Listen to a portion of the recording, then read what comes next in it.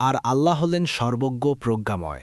৫ যেন তিনি মুমিন নারী ও পুরুষকে জান্নাতে প্রবেশ করাবেন যার নিচ দিয়ে নহরসমূহ প্রবাহিত, সেখানে তারা স্থায়ী হবে, আর তিনি তাদের পাপসমূহ ক্ষমা করবেন, আর এটি ছিল আল্লাহর নিকট এক মহা সাফল্য।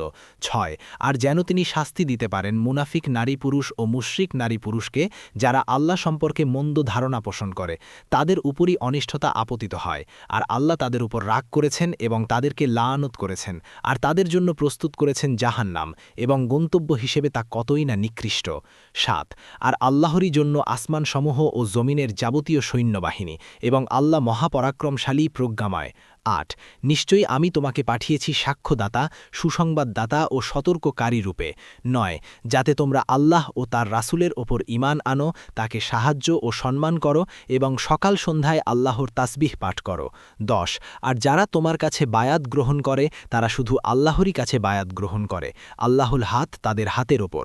অতঃপর যে কেউ ওয়াদা ভঙ্গ করলে তার ওয়াদা ভঙ্গের পরিণাম বর্তাবে তারই ওপর, আর যে আল্লাহকে দেয়া ওয়াদা পূরণ করবে, অচিরেজ আল্লাহ তাকে মহাপুরস্কার দেবেন।